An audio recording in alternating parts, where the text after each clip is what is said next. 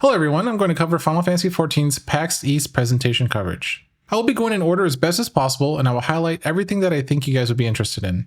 Sit tight because there's big news in this one. Real quick, before I get started, the channel is approaching its first 1,000 subscribers, and we need just over 100 subs. A free and easy way to help grow and support the channel is to subscribe. So if you haven't subscribed already, please make sure to hit that button. Yoshi P starts off by first examining the game's total registered accounts. I feel this is an interesting place to start, almost a show of strength to let people know how well the game is doing.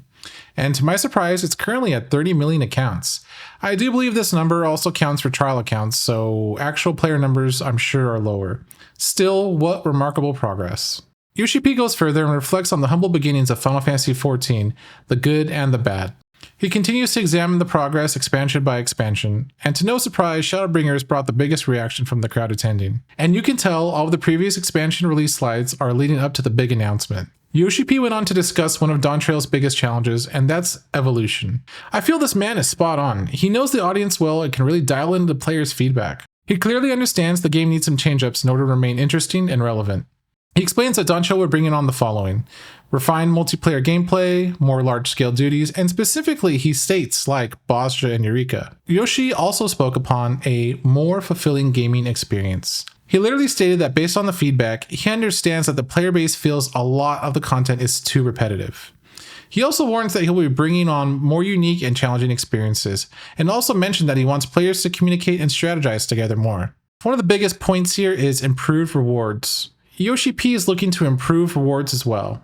They are specifically targeting 1.5 more times rewards for content, specifically mounts, glamour, gear, etc. And all of this is included with your subscription, specifically stating that this is not store-bought stuff.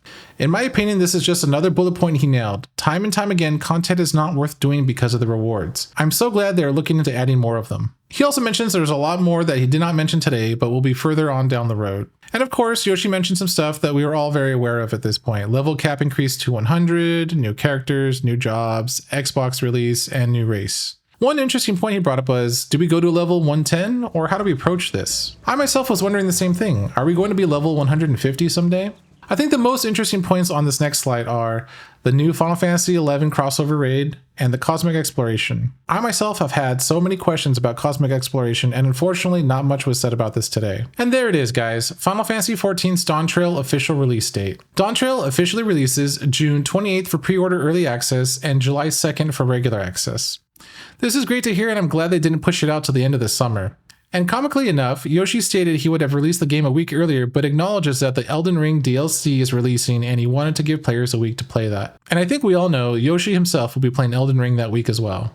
The collector's edition was brought out in actual physical form. I thought this was actually nice. You can actually fully understand the scale and size of the products. The physical collector's edition is $214 US, which is pretty steep for most people. I spent a lot of money on dumb stuff, but I don't think I can justify this one for myself. That's just me, but for those of you who are interested, there are some really neat items. More than likely, I will be purchasing the digital collector's edition just to get the mount, minion, and brush. In case you're confused as to what edition has what, here's a nice chart showing exactly what is included from each edition. A nice video was also shown putting on display the new mount that will be included. It's a very Gundam type aesthetic, and it's being called ARC.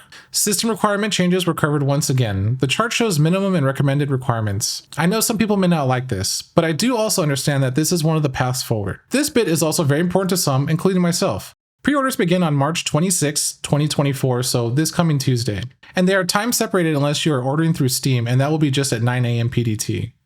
Another awesome note is that pre-order in-game bonuses will be available as soon as you pre-order, and that will be delivered via the Moogle mail delivery system. The great news just doesn't seem to stop with this one. The Final Fantasy XIV and Final Fantasy XVI crossover questline dates were also announced. It'll run from April 2nd, 2024 to May 8th, 2024. That about wrapped up the presentation. Overall, I felt the PAX East had so much good information about the future of Final Fantasy XIV and Dawntrail in specific.